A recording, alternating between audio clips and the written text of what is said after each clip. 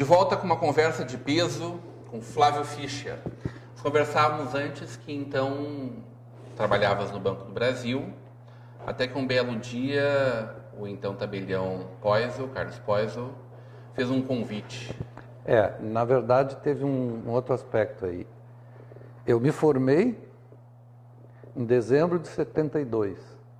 Em março de 73 eu já não era mais bancário. Pedi demissão do banco, me chamaram de louco. Banco do Brasil, belo salário, barará. Eu digo, não dá, eu tenho que ser feliz fazendo o que eu gosto. E segui bem a risca, fiquei gostando do que eu fazia até me formar. E aí, na época, eu disse para minha mulher, da época também, porque depois eu andei trocando, né? Mas a dona Janice, eu disse para ela, ela é professora, tinha um salário fixo, eu digo, olha, eu vou arriscar, vou ser advogado, se eu precisar depender do teu salário, a gente come farofa juntos, beleza, não tem problema. Ela foi parceira, então eu abri mão do salário do banco e fui advogado. Não sei se por talento, por oportunidade, por amizade, por relacionamento, 3 meses advogando eu ganhava mais do que eu ganhava como bancário. Numa parceria com uma banca de São Leopoldo e mais um escritório que eu montei lá em Campo Bom mesmo. Pronto, estava feliz fazendo o que eu gostava, sendo advogado.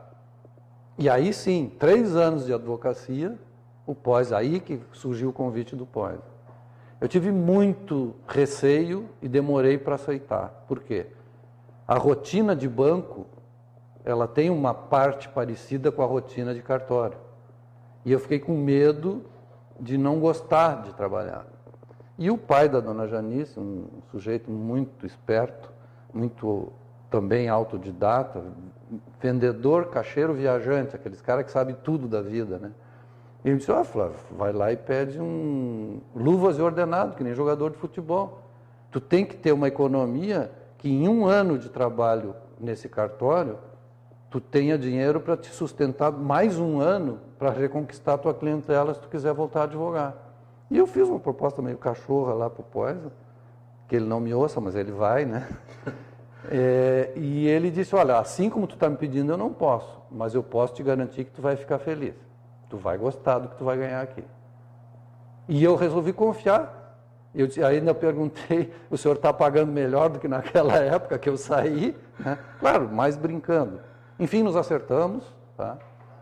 E realmente eu, como substituto do tabelião na época, já passei a ganhar mais do que eu ganhava no banco e mais do que eu ganhava como advogado. Então eu vi que eu podia juntar o meu gosto pessoal, exercer exatamente o que eu gostaria, porque a minha alternativa seria ser juiz de direito. Eu ia fazer concurso para juiz. Digo, mas se eu posso exercer o que hoje compreendo melhor, a justiça preventiva, sendo um tabelião que trabalha para evitar conflitos entre as pessoas, fazendo documentos adequados e corretos, eu ia me sentir ainda mais feliz, porque eu seria um juiz muito conciliador. Eu ia evitar sempre o conflito. E o tabelião já é isso. Então eu acabei me sentindo muito integrado, muito feliz na atividade, tanto que desde 76 eu estou nessa atividade. Então nós já estamos aí com quase 40 anos. E aí em 87 surgiu a Sim. oportunidade de ser e aí tabelião. Com o Poisel se aposentando, e ele se aposentou precocemente, para garantir que eu ficasse no lugar dele. Isso ele me disse abertamente, Flávio, eu quero que tu seja o tabelião do primeiro tabelionato de Novo Hamburgo. Então tu vai verificar lá no tribunal como é que funcionam as regras hoje, e se tu me garantir que tu vai ser, ele me entregou um pedido de aposentadoria em branco, sem data, e assinou. Se tu chegar lá no tribunal e tu acreditar que tu vai ser o tabelião, tu pode botar a data e já deixar lá.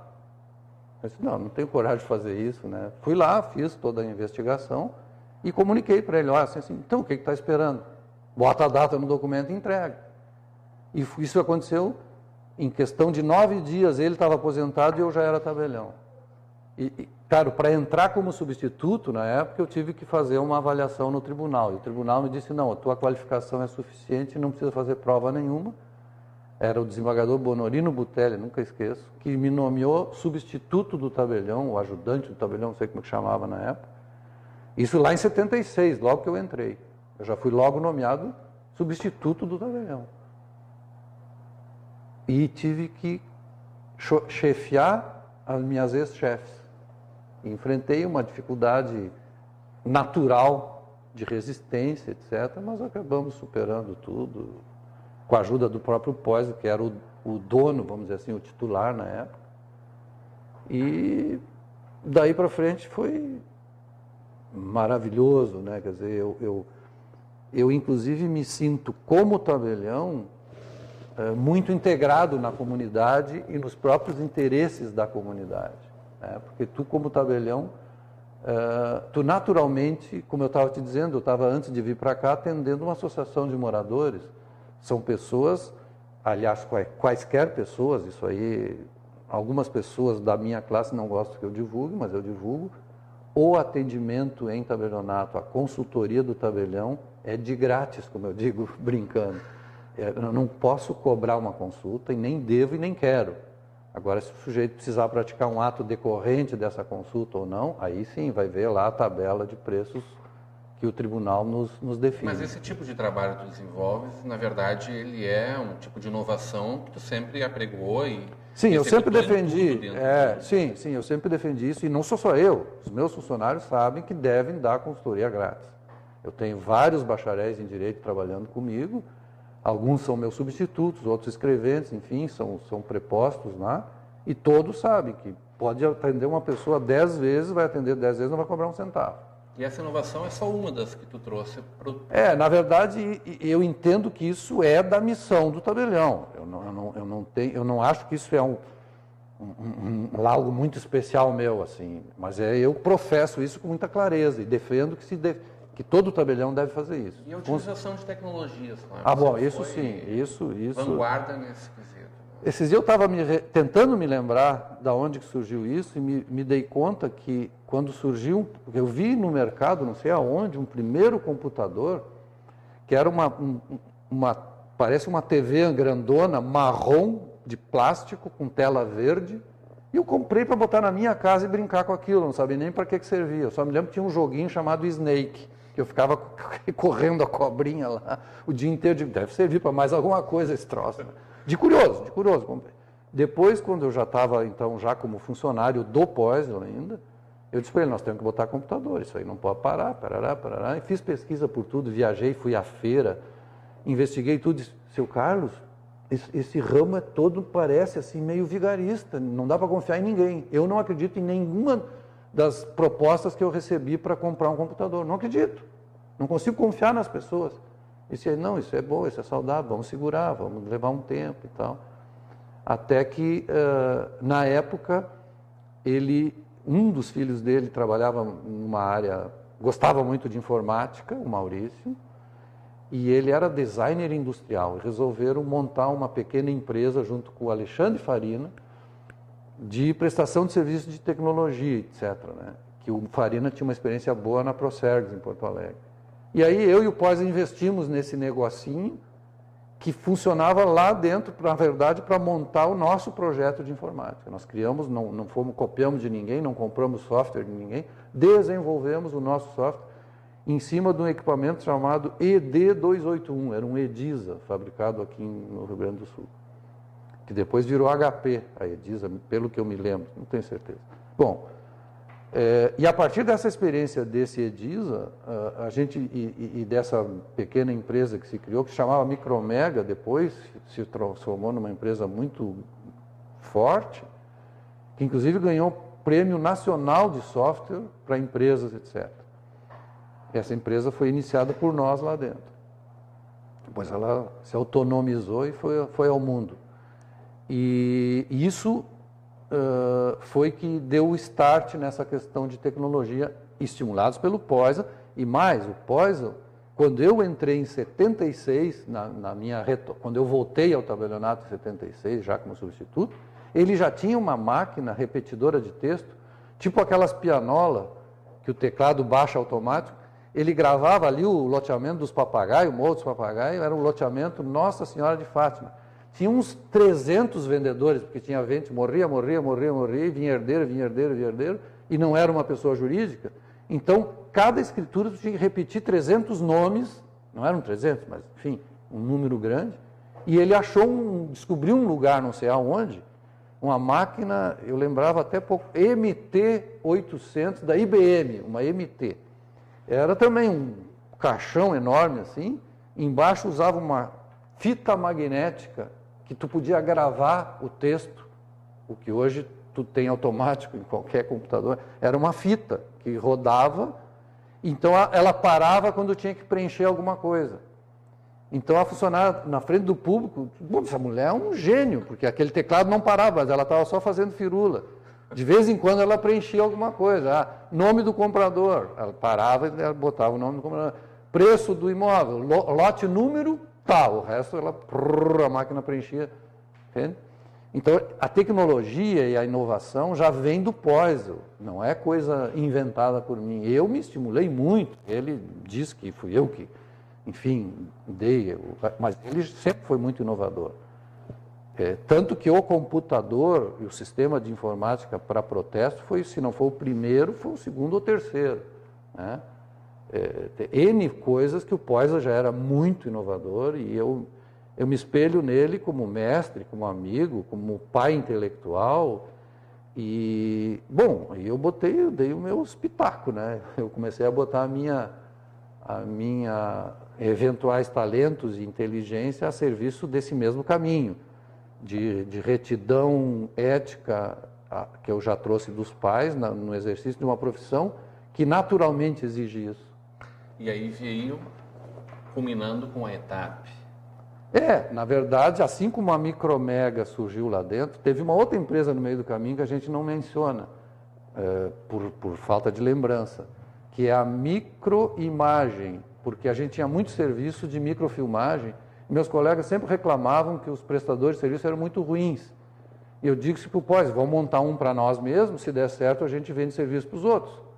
E aí criamos uma empresa, foi outra empresa que a gente criou na época, que se chamava Microimagem.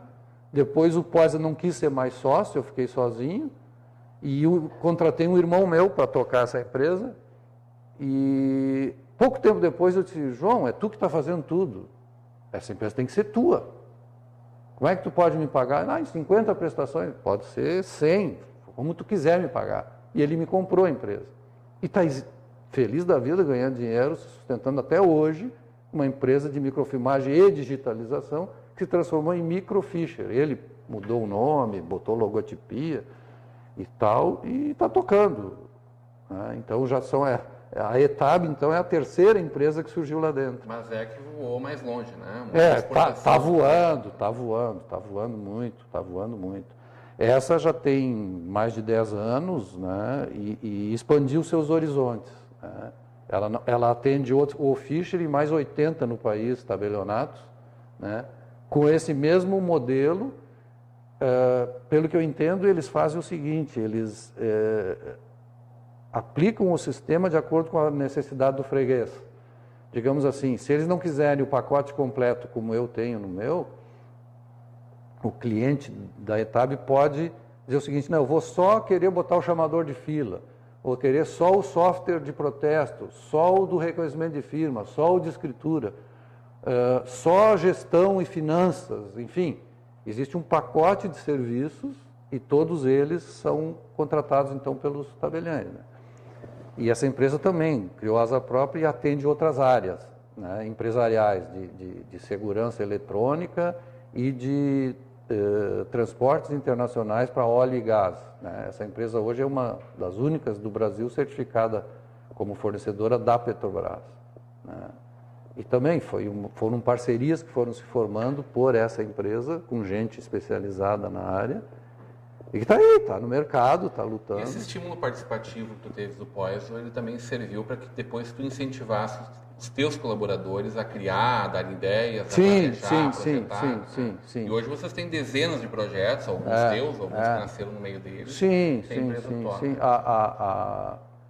O Comitê de Excelência, a Associação de Funcionários e outras atividades Nós temos até um programa que se chama de capacitação, né? Antes se falava em treinamento, né?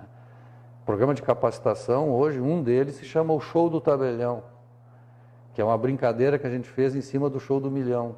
Eu me visto literalmente de Silvio Santos apatifado, assim, uma gravata colorida, uma calça jeans, um casaco amarelo, sei lá, um microfonezão grandão daqueles que não funciona, porque tem um pequenininho desse, que na verdade é o que funciona. E nós fazemos um programa que as pessoas, os meus colegas, os meus funcionários todos, etc., ganham prêmios por cada etapa vencida, né? Agora a gente já faz isso, a primeira fase toda eletrônica, cada um faz no seu computador. O computador programa um prazo para tu responder, se não respondendo do prazo, fecha, tu não consegue responder, né? Então eles são capacitados sobre coisas do tabelionato, da cidade de Novo Hamburgo e da região, e de português, né? Porque pouca gente hoje fala português direito, né? Então a gente tem também isso, né? E escreve, né? Mal. Hoje eu estava lendo um texto lá que eu tinha que assinar de... Sem sofrimento. Melhor não estressar. Flávio, a gente conversou hoje uma conversa de peso com o Sr. Flávio Fischer, e nós voltamos num próximo encontro para continuar conversando com o Flávio e aí sim falar de gastronomia, falar de futebol, do internacional e, claro, um pouco de política. Muito bem. Continue agora com a programação da nossa TV NH.